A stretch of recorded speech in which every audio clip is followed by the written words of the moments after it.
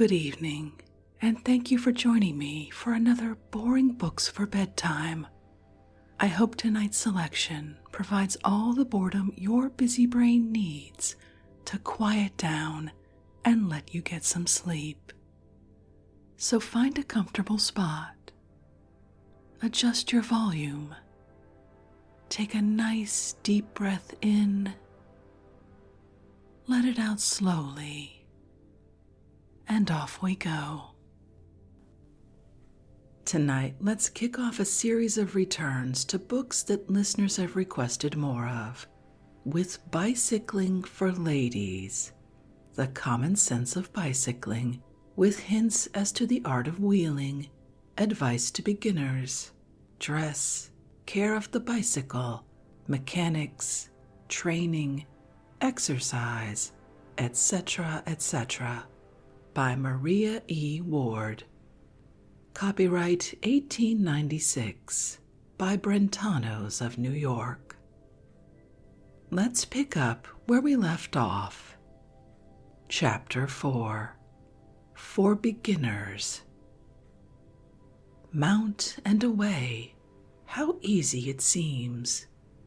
To the novice, it is not as easy as it looks. Yet everyone, or almost everyone, can learn to ride, though there are different ways of going about it.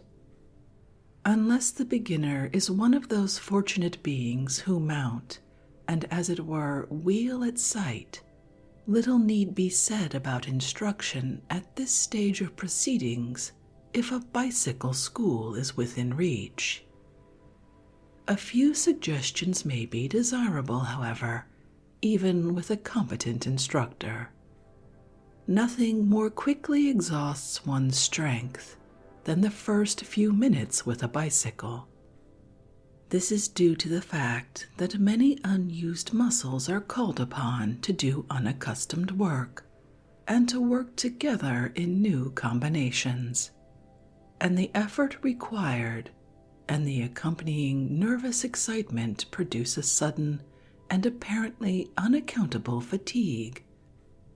Normal conditions can be restored by resting long enough to allow repair of the wasted tissues. It is well to stop when a little tired, rather than to persist and finish the lesson, even if extra lessons are necessary to make up for lost time. No one can really learn anything when tired, and it is unwise to attempt it. In this matter, no one else can judge for you. What a horrible moment it is when first mounted on a bicycle, a mere machine, a thing quite beyond your control, and unable even to stand by itself. But it is impossible to tell without trying whether or not you can manage a bicycle. Make the experiment, therefore, and find out. Any competent teacher will guarantee success, and after the first 5 minutes on the bicycle, can tell how long it will take you to learn. The time varies with the individual. The period of instruction may last for 5 minutes or for 6 months, without counting extra lessons for fancy wheeling. Don't try to get the better of your wheel. You cannot teach it anything, and there is really much for you to learn. Attend to the bicycle and to nothing else. Don't attempt to talk, and look well ahead of the machine, certainly not less than 20 feet. Remember that the bicycle will go wherever the attention is directed. In sitting upon the wheel, the spinal column should maintain the same vertical plane that the rear wheel does, and should not bend laterally to balance in the usual manner. A new balance must be acquired, and other muscular combinations than those that are familiarly called upon. To wheel by rule is the better plan until the natural balance of the bicyclist is developed. Sit erect and sit still.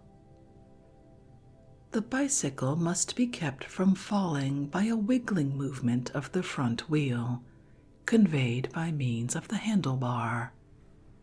When moving, the rapidly revolving wheels maintain the vertical plane by rotation, with but little assistance or correction from the handlebars.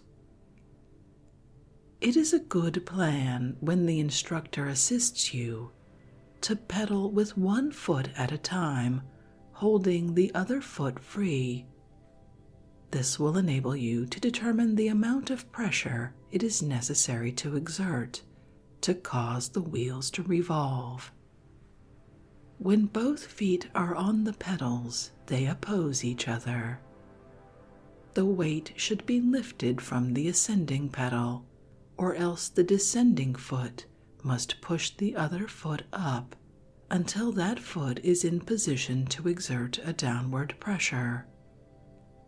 This instruction applies to forward pedaling only. For back pedaling or backing, the movement should be reversed. Practice pushing first with one foot and then with the other, taking the weight off the opposite pedal in each case.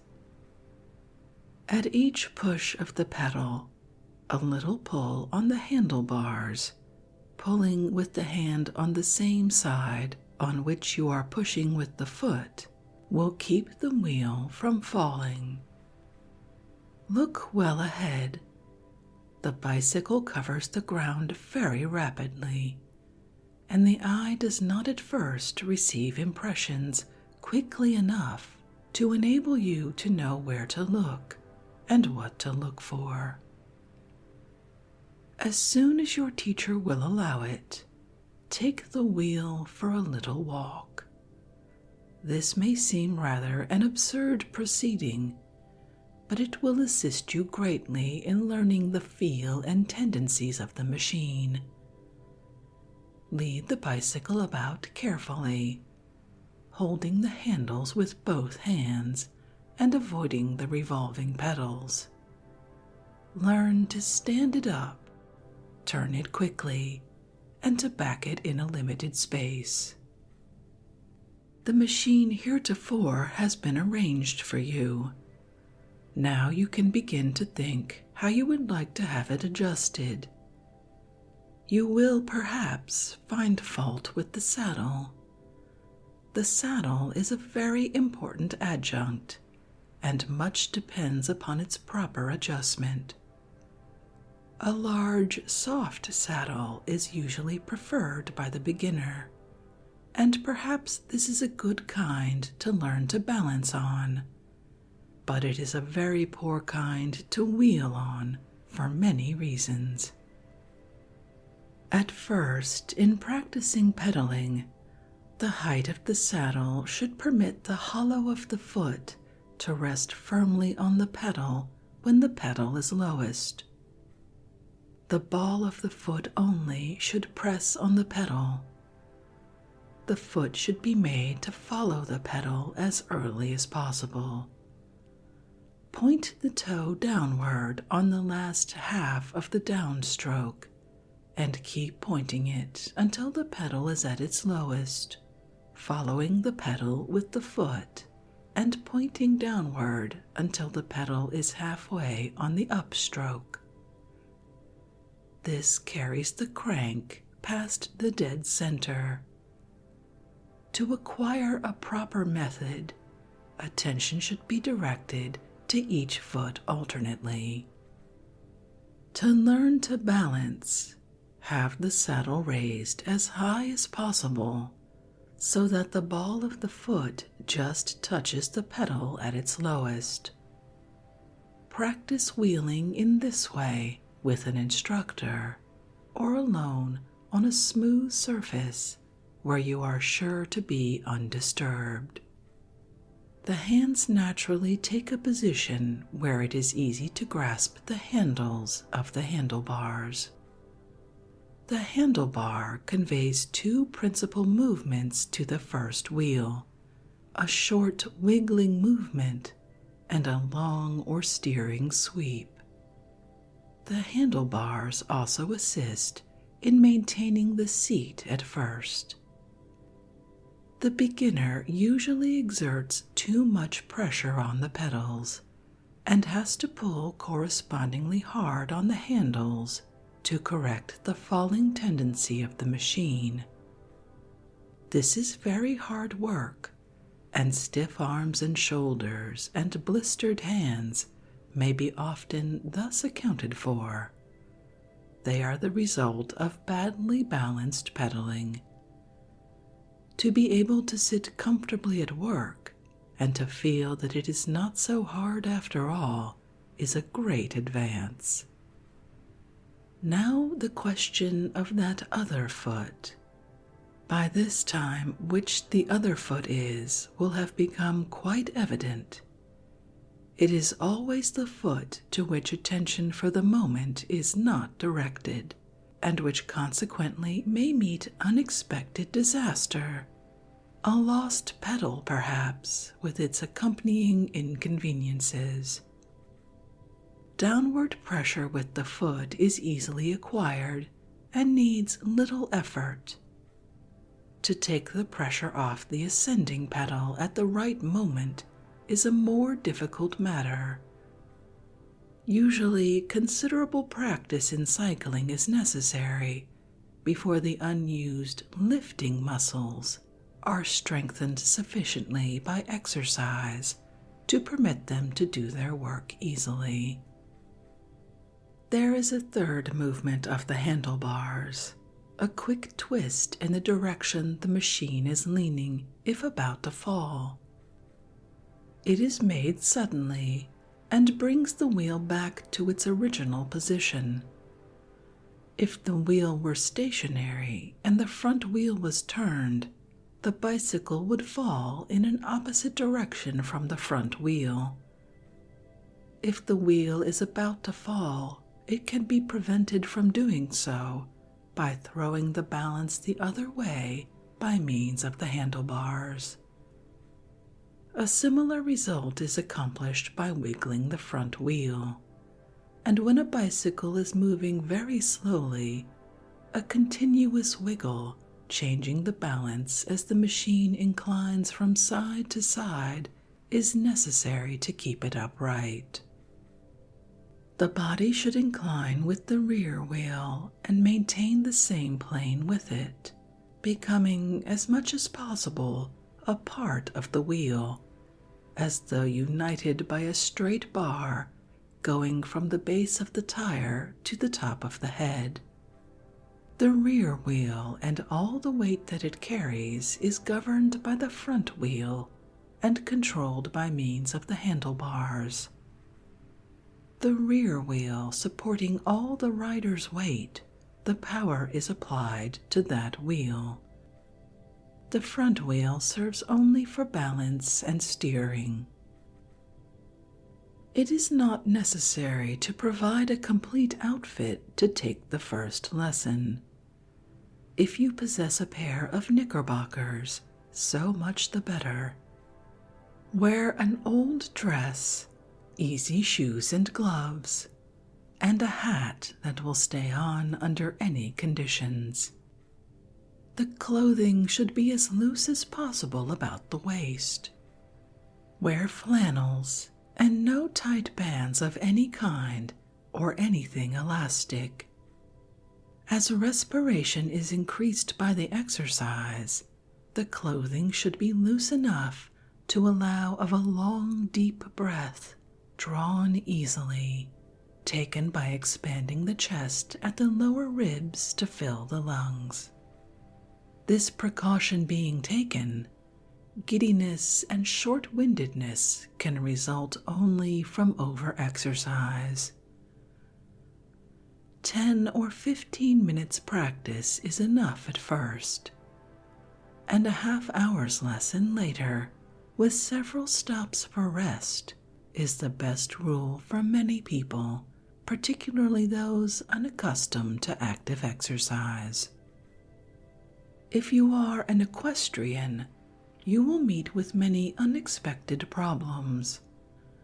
The bicycle will do nothing for you, and the lack of horse sense must be supplied by your own intelligence. It is well, when learning, to remove all bicycle accessories. They are only in the way and add weight and distract the attention. The propelling of the bicycle, that is the one idea to keep in mind. Make the machine go. Shove it along. Never mind if you are not quite comfortable or at ease at first. Sit on your saddle and stay there. Do not try to balance the machine. Lean the way the machine inclines, not away from it, as it will be your first impulse to do. The bicycle is not to be fought against. It is to be propelled and controlled, and the art is not difficult to acquire. Avoid starting a bicycle on a downgrade when you are learning, for on a slight, even an almost imperceptible incline, the cycler must backpedal. But the beginner wishes to propel the bicycle, and for that purpose must use an altogether different muscular combination. Chapter 5. How to Make Progress. You have learned to wheel a bicycle, have had some lessons, can take the machine and mount it, wheel a little way and fall off, or can wheel for some time without a dismount, but feel utterly exhausted after a short spin.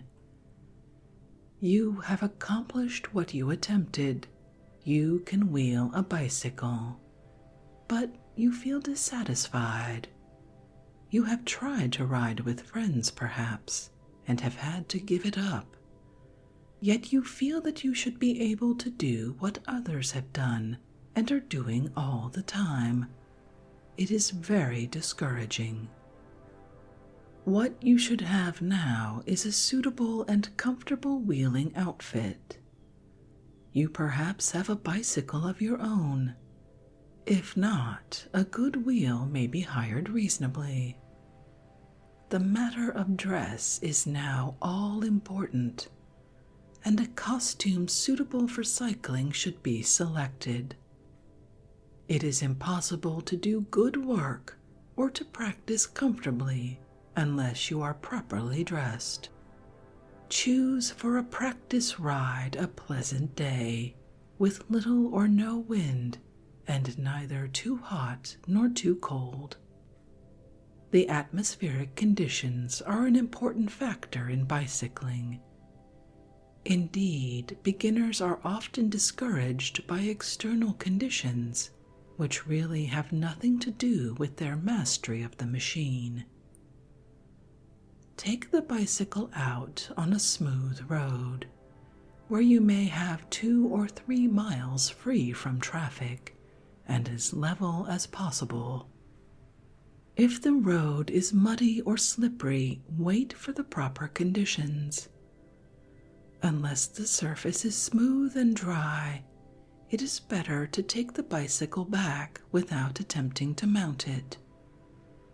If 2 or 3 miles of good road are not accessible, a quarter-mile stretch or even less will serve. Select a good pathway, however short. See that the wheel is adjusted to suit you, the saddle of a comfortable height, certainly not too high, the handlebars convenient to grasp. Assure yourself that all the nuts are secure, the saddle and handlebars firm. Spin the pedals to see that they revolve easily. Make up your mind before mounting how far you want to go. Mount the machine, Wheel it for this distance and dismount. Do not try to look about while wheeling. Give your whole attention to the bicycle and keep your eyes fixed in the direction you are traveling. Avoid hollows and cart ruts, though these should not occur if the locality for practice is well chosen. If an unexpected hollow or hump should be encountered, hold hard to the handlebars and press firmly on the pedals, rising at the same time a little from the saddle. The pedals are most important parts, the controlling power being centered in them. If there is a good handbrake on the bicycle, it is well to note its action and to understand how to apply it, for in case of a lost pedal, its application might give a little confidence. By a lost pedal is meant not that part of the machine is literally lost, but that the foothold is missed on it, and so control of the wheel lost for a moment. If out of breath, wait until rested. Rest for a few minutes in any case and look about and note the surface wheeled over. Then plan another spin of perhaps a few 100 feet. Fix upon an objective point, wheel to it and dismount. Rest thoroughly and mount again. Be careful to avoid becoming chilled while resting, stopping only long enough to restore the natural breathing and to look over the road. Half an hour of this kind of work at first every suitable day is enough. If you are strong and accustomed to active exercise, the time may be prolonged to an hour or an hour and a half, or you may practice twice daily, morning and afternoon, or afternoon and evening. Cycling weather is an uncertain quantity, and all possible advantages should be taken of it. If tired after the first day's practice, do not attempt to resume it until entirely rested, even if it is necessary to wait for 2 or 3 days, for unless the wheel is well understood and the wheeler fairly practiced, it is hard work. The practiced cyclist controls the bicycle without conscious effort and may direct his attention to his surroundings, but the novice must concentrate his attention on his machine. A bicycle should always be handled carefully, for though it is made strong enough for the emergencies of being thrown and pulled and twisted, none of these things improve it. Keep the polish free from scratches, and the more delicate parts free from dents. Do not let the bicycle fall or throw it down carelessly. Learn to balance it against a curb or post or fence or any other convenient object without injury to the bicycle or to the supporting surface. A bicycle will balance in this way: the front wheel kept from moving at either the tire or the center of the frame, the pedal resting against some firm object. Do not wheel near anything, but give yourself as much room as possible. A practiced cyclist can take a bicycle wherever it is possible to walk, but it is sometimes a feat to do this. The proper position cannot be too soon acquired. Sit erect and not too far from the handlebars. Let the hands grasp the handles in an easy, natural position. The saddle should be quite over the pedals to give a natural movement, forward, down, back and up. The bicycle is sensitive and yields to almost unconscious direction. But if the eye is not trained to judge distances, steering will be difficult at first. It is necessary to look well ahead, to decide quickly what you will do, and to do it. Pedal fast, but do not hurry. Don't try to find out how fast you can go. This is not a good time for such an experiment. It will be easy later to test your speed. Pedal fast enough to keep the machine running easily and smoothly, and to feel it take care of itself a little.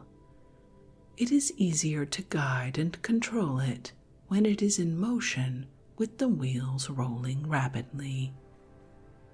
It is not a good plan to select a very light wheel for practice. The tendencies and the peculiarities of the bicycle are more readily determined when there is a little weight to resist. Be careful to wear nothing tight, particularly shoes, gloves, waistband, or hat, for they might prove a source of discomfort or even danger. Learn to steady the bicycle as soon as you can. It will wiggle and wobble from a number of causes. The front wheel must be kept steady. Wobbling results from losing the sense of direction for a moment. To overcome the difficulty, either stop and dismount, or if it is possible, increase your speed. Before taking a bicycle out, have any oil that may have settled on the outside of the bearings wiped off, and add a little fresh oil to the oil cups. The chain or power gear should be lubricated, and any superfluous lubricant carefully removed. The ease with which the bicycle runs depends on proper cleaning and oiling. An illy cared for or badly oiled machine, moreover, is very unpleasant to handle. A course of practice will inspire confidence, and wobbling will occur less and less frequently. Then the inequalities of surface will be noticed, and the cyclist will wonder why it is harder to wheel in some places and in certain directions. Parts of the road are covered, the wheeler being almost unconscious of exerting any force, and again in places the foot seems to be pushed up. Ease and comfort in wheeling are dependent to a large degree on the wind, and to a much larger degree on the grades and hills. The difficulty presented may be overcome by pushing on the pedal at the right place as it descends, and at the right time and place being also adjusted to the weight and power of the bicyclist. To push at just the right time on a grade assures an easy ascent. Any difficulty in pedaling may be traced to a wrong application of power. Hill climbing and grade work require thought and practice. Do not be discouraged because a little bit of a hill seems quite impossible. Overcoming grades is no easy matter and is usually learned slowly. Every time a grade is attempted, however, some progress is made. Wheel as far as it is possible to go comfortably, then dismount and walk the rest of the way. Never try to mount on an upgrade unless you are an expert, for this is a difficult and most fatiguing thing to do. When mounting, notice the grade, and if it is downward, Do not have the mounting pedal at its full height, and select a clear place to mount in. If an upgrade must be wheeled over, it is often advisable to mount in a downward direction, wheel far enough for a start, and then turn to ascend without dismounting. Learn to pedal slowly and steadily, and to start and stop easily. These things may be practiced at convenient times, and with sufficient practice will be mastered, but meanwhile need keep no one from attempting a moderately long run. Uncertain attempts at mounting are very fatiguing. Get someone to mount and start you when off for the first long outings. The energy saved can be better utilized in wheeling. Do not be afraid to wheel over small inequalities if their direction is at right angles to the direction of the bicycle, but avoid all ruts and depressions parallel with the wheel's direction. It is easy to slip into them and difficult to get out of them without a spill. Never eat a full meal before starting on a bicycle trip. If possible, set the time for starting at least an hour after eating. 10, 20, or 30 miles are often covered after the first or second trial. It is better to sit on your wheel and pedal slowly than to dismount. Getting on and off, stopping and starting, are much more fatiguing than wheeling, and it is well to economize your strength at this stage. Always see that the toolkit is in place on the bicycle, and never go far without a wrench and a screwdriver. The tires should also receive close attention. They should be properly inflated, and the hand pump carried on a convenient place on the machine. It is never well to use a tire that is not properly inflated. Avoid all broken glass, nails, etc., and do not rest the wheel against a barbed wire fence. The wheeler who desires to succeed cannot too soon begin to observe and take notes. Early learn to use the wrench yourself, and study how to apply that instrument properly. Study the different parts of the bicycle and note how they are put together, and particularly observe each nut and screw and determine its purpose. Each nut must be at its proper tension to hold securely. Study the valves of the tires and learn their construction, and be sure you know how to apply the pump coupling properly. Learn the names and uses of the different parts of the bicycle and study their construction. This is mechanical geography, if I may use such a term.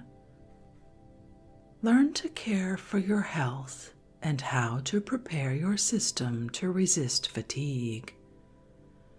Then you will find that you have mastered the subject and are prepared to avail yourself of the many pleasures of the sport. The oftener discouraged, the oftener the opportunity to hope again.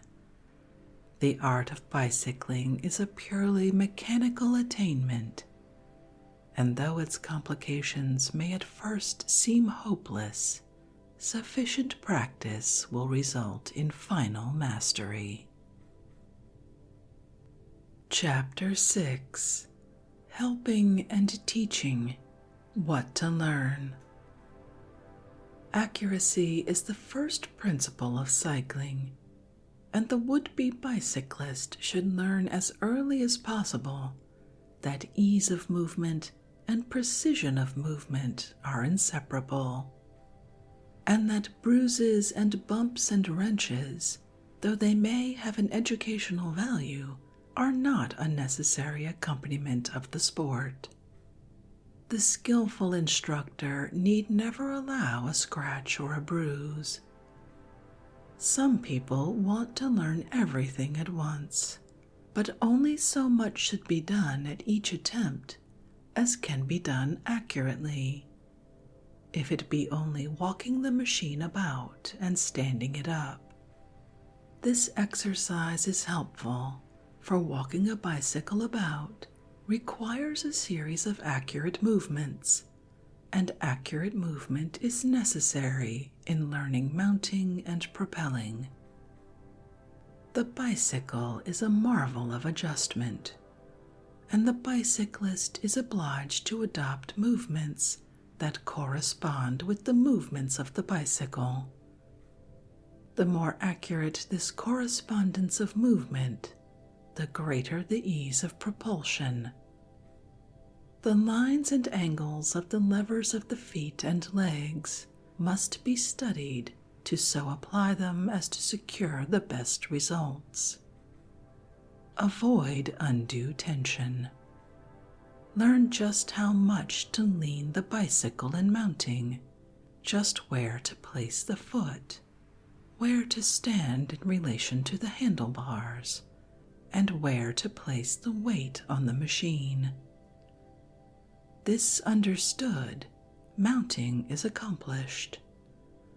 The bicycle may be mastered, and easily mastered, by remembering all the things not to do, and by doing all the things that should be done. To assist another to do what you do not know how to do yourself is not an easy task, yet there are people willing to undertake it. A bicycle is so nicely balanced that it is easy to hold it up if it is taken hold of in the right way. Grasp the back of the saddle firmly with one hand. Take hold of one of the handles with the other, and the machine is in your power. A person seated on the saddle with a firm hold of the handles of the handlebar becomes, as it were, a part of the machine, and when sitting quite still, is governed by the same laws of balance that control the bicycle. Take hold of a bicycle with someone seated in the saddle, and move it a few inches forward, then a few inches backward, and it becomes at once perceptible that but little force is necessary to overcome the inertia of the combined weights of wheel and rider. The wheel has a tendency to fall to either side, but it is easy to balance the weight on the tires. Then hold the wheel a little toward you, for it is easier and less fatiguing than to hold it from you. If the bicycle is allowed to incline from you, it will pull you over. If it inclines toward you, you can support its weight against the shoulder. If the rider sits still and inclines with the machine, it is easily righted, but if the rider's weight is thrown in a direction opposite to the inclination of the bicycle, the tendency to fall is increased, and the inclined bicycle is pushed over. Before assisting another person with a bicycle, it is well to note all the tendencies of the machine. This may be done by taking a bicycle and putting it in all the different positions mentioned. The motions are the same whether or not there is anyone in the saddle, and it is well to learn to manage the machine without exerting too much force. Stand on the left-hand side of the bicycle and hold the saddle with the right hand. The steering may be done with the left hand, and the bicycle kept upright by wiggling the front wheel. It is better to do this than to attempt to hold the front wheel still.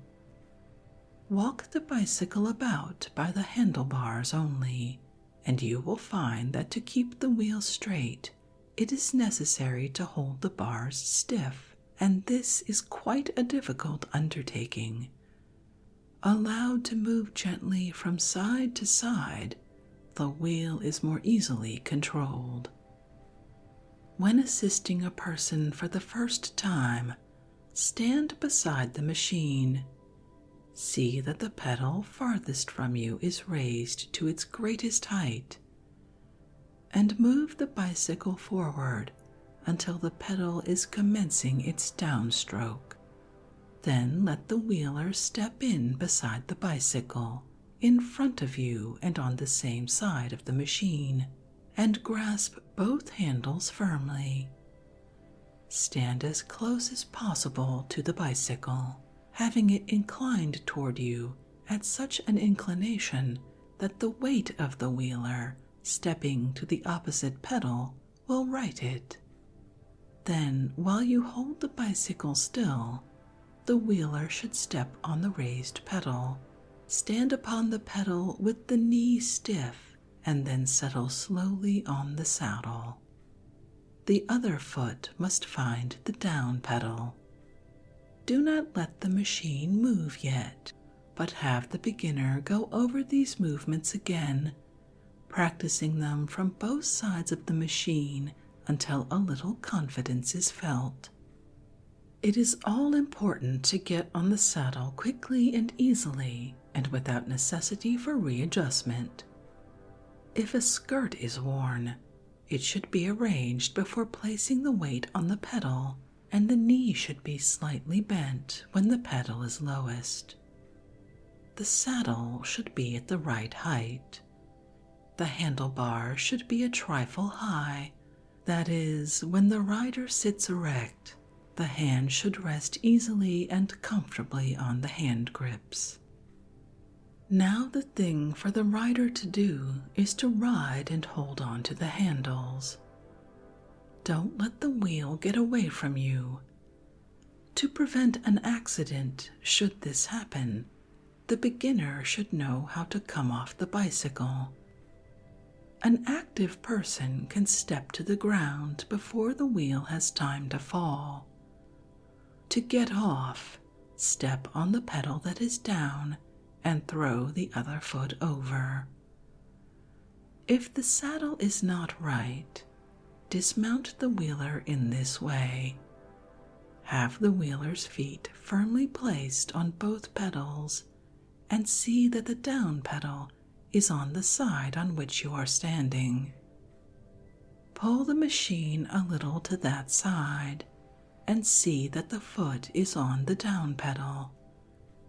Then direct the wheeler to step on this down pedal, throwing all the weight on it, and to pass the raised foot over in front of the down foot to the ground. The foot on the down pedal should not be removed until the other foot, placed on the ground, has taken the rider's weight. Say that you are now going to move, and let the wheeler mount as before. Show that a wiggling movement must be kept up with the front wheel, and say that you will help to do it. See that the wheeler has both handles held firmly, and then grasp the bars just in front of the handle. Keep firm hold of the saddle and control the balance and push by that, letting the bars do their own work. A learner always pushes too hard on the pedals. Take the machine about and trot it up and down, holding it firmly and keeping it balanced. Should it pull you over, the wheeler can step off without difficulty. It is much easier for two than for one to help a beginner. A trio of novices can form a very fair school. A bicycle is inclined either to pull or to push, and if supported on both sides, the pulling tendency is avoided and the pushing tendency readily corrected. If ladies are helping one another, the best way is for two to hold the bicycle, standing one on each side of the machine. Both should hold the saddle, and both should hold the handlebars just beyond the handles and above the hands of the wheeler.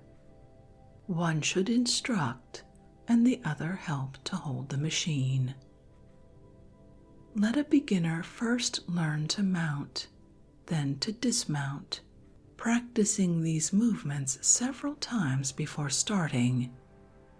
Then, having made sure that the pedal on that side is 2/3 up, come to the left-hand side of the wheel, step on the pedal and be seated in the saddle. Then put the weight on the pedal that is down and step off with the other foot.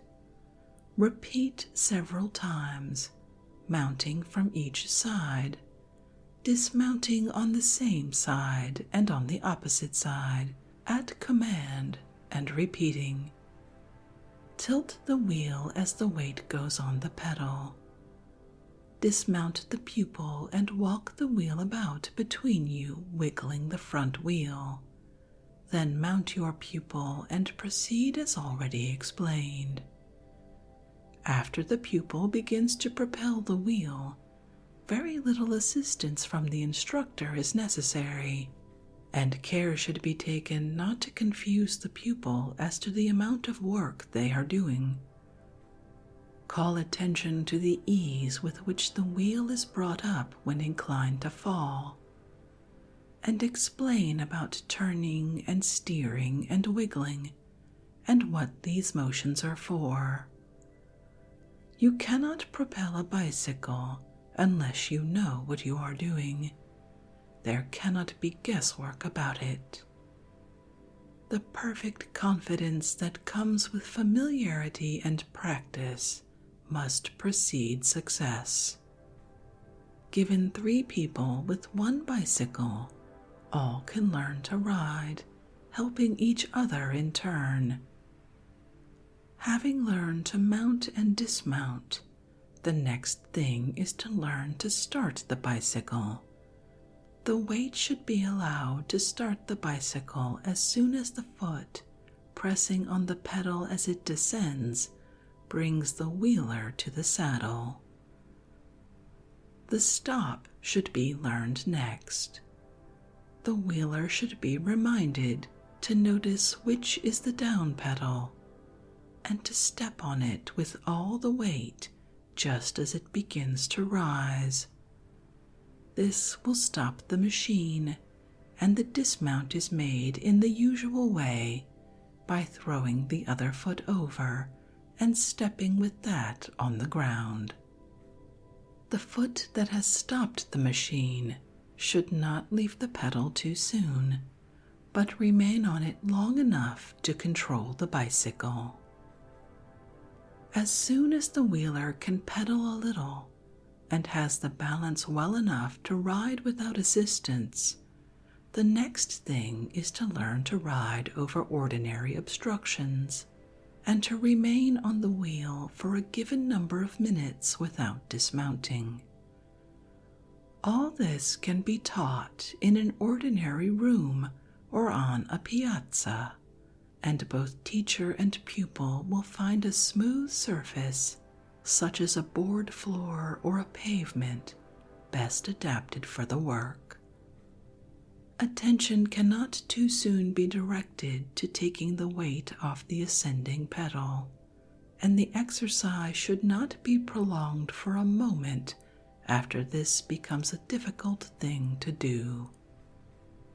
At first, the practice leaves the beginner much agitated and breathless, but these conditions are overcome after a few lessons, though experienced riders sometimes experience a return of them when they find mounting difficult and do not notice the grade they are attempting. The the sensitiveness of the wheel sometimes puzzles the beginner, and the sense of adjustment is often difficult to acquire. Nervous work and nervous effort are noticeable in no other sport in the same marked degree.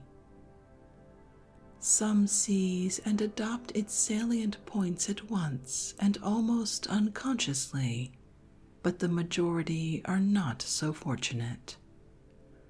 The first 15 minutes on a bicycle are frequently enough to cause thorough exhaustion. The best remedy for this is to take the wheel and walk it about. The pupil should be left alone with it. If 15 minutes work is too much, alternate 5 minutes work with rest at the next lesson. The balance and distribution of strength for the pull by the hands is quite important in directing and controlling the machine. The feet are used to propel and to balance. The teacher should note carefully if the beginner errs by incorrect pedaling or by too much pull on the handles, and correct the wrong tendency. Balance by pedaling comes next in order, and cannot be practiced too early. And as by this time a fair amount of speed will have been attained, the natural balance begins to be acquired. Balanced pedaling and swaying are very different, and should not be confused. The bicycle may be propelled, balanced, and controlled entirely by the pedals. And as this is the best and most important mode of wheeling, it should early be understood and attempted. The adjustment of the machine should now be taken up, and the wheeler should know how and why the bicycle can be changed to suit individual peculiarities. The wiggling tendency of the front wheel lessens as the wheeler acquires confidence, and its unsteadiness can be overcome and controlled with the balance and by pedaling, with the swaying of the body or the pressure of either foot. There is much to avoid as well as much to do. Incorrect position means difficult work, almost impossible propulsion, and possible personal injury. The knowledge that everything is firmly screwed up about the bicycle, and particularly that the saddle is secure, cannot be too soon acquired. Never attempt to mount or even to try the bicycle unless the saddle is properly secured and immovable. If anything breaks, it is not necessarily your fault. If anything is insecure, blame no one for not attending to something you should yourself have attended to. Always examine the pedals to see that they turn easily, and be sure about that saddle. It is a good deal of trouble to screw the nut up tight for a few minutes, or even for half a minute, but it should be done. When adjusting the saddle, never be hurried when tools are to be used, for it is necessary to apply them carefully to ensure accuracy, and a nut really requires serious attention, for often a good deal depends upon it. If screwed hurriedly, the thread is in danger of being injured, and on that thread the holding power of the nut depends. When the beginner can balance and propel the bicycle for a little way alone, the really tedious part of learning often begins. At this point, beginners become discouraged, for there seems to be nothing new to learn, yet the results attained are unsatisfactory. What is needed is practice. Practice on a smooth piece of road with someone running beside the bicycle to give confidence and prevent falls.